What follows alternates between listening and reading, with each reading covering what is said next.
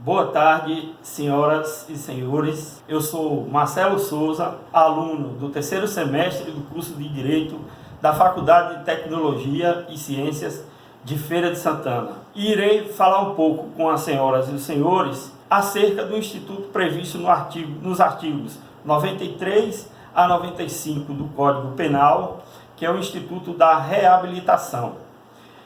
A reabilitação, ela possui requisitos e consequências. Quais são esses requisitos? Decurso de 2 anos após a extinção ou cumprimento da pena, computando-se aí o período de prova da suspensão ou do livramento condicional, que são institutos também previstos no Código Penal.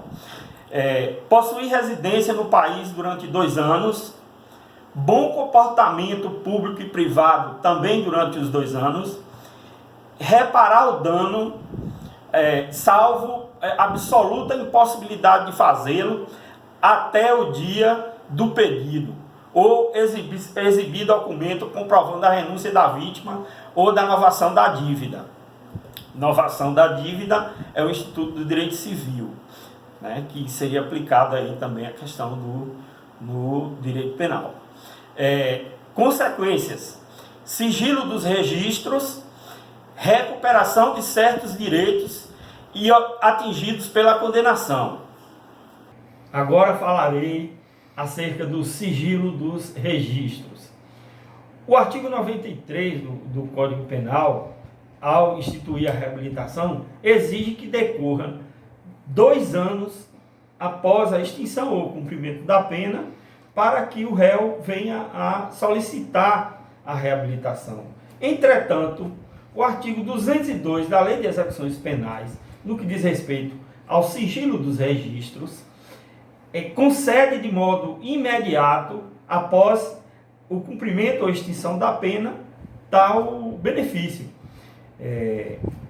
O deferimento desse benefício faz com que a condenação anterior só possa constar de certidões por força de ordem judicial, a exemplo para investigação de novos crimes praticados pelo réu. Cita-se também como exemplo um julgado do Superior Tribunal de Justiça, no caso de um recurso de mandado de segurança número 29.423 do Estado de São Paulo, 5ª turma, relator ministra Laurita Vaz, que assim determinou ao Instituto de Identificação Criminal que, ao emitir certidões relativas ao recorrente, omita os dados relativos à ação penal número 621 de 1998, que tramitou na 21ª Vara Criminal Central do Estado de São Paulo. Recuperação dos direitos atingidos como efeito extrapenal específico da condenação.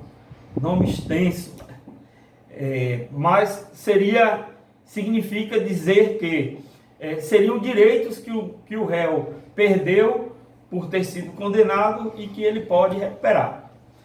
Segundo o parágrafo único do artigo 93 do Código Penal, a reabilitação pode atingir efeitos da condenação previstos no artigo anterior, ou seja, o artigo 92, que seriam os efeitos extrapenais específicos, previstos nos incisos 1, 2 e 3.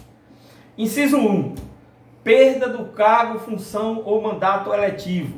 Inciso 2, incapacidade para o exercício do poder familiar.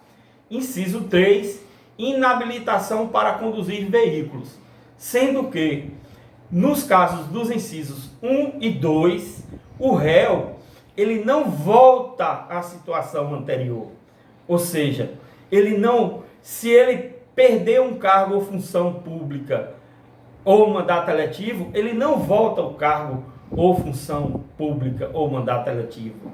Ele adquire o direito de concorrer a esses cargos, mas ele não volta à situação anterior. O inciso 2, incapacidade para o exercício do poder familiar. Ora, se o réu praticou um crime contra um filho e por este foi condenado, ele não readquire o pátrio poder em relação a esse filho, mas pode adquiri-lo em relação a outros filhos ou aos demais filhos. Mas em relação ao que o crime ocorreu, ele não readquire.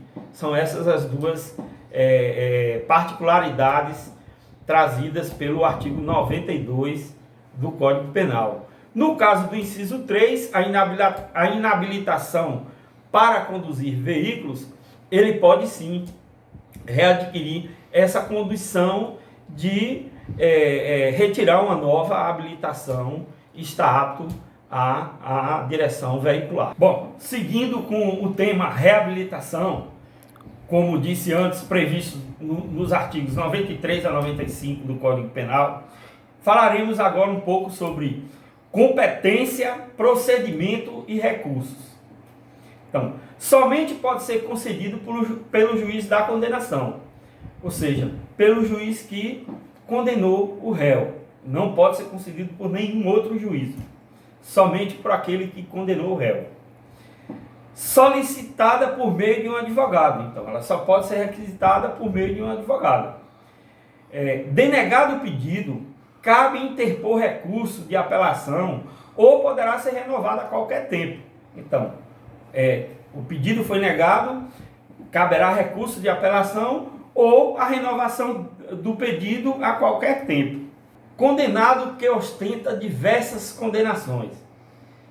Esse condenado ele só pode requerer a reabilitação após o decurso de 2 anos do cumprimento da última das penas, pois o Instituto visa a inserção do acusado no corpo social. Ora, se ele tiver ainda alguma condenação a ser cumprida, ele não pode ser inserido, obviamente, no seio da sociedade.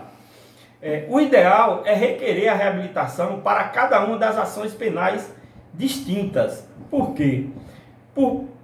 Pela razão da possibilidade de existirem vítimas diversas a serem indenizadas, cujos endereços, os valores sejam completamente diferentes. Então, para cada uma dessas situações, o reabilitando deve solicitar uma reabilitação específica. Por fim, falaremos um pouco sobre a revogação da reabilitação. A reabilitação ela pode ser revogada de ofício ou a requerimento do Ministério Público se o reabilitado for condenado como reincidente, exceto se da condenação resultar a imposição de pena de multa, ou seja, da nova condenação resultar a imposição de pena de multa.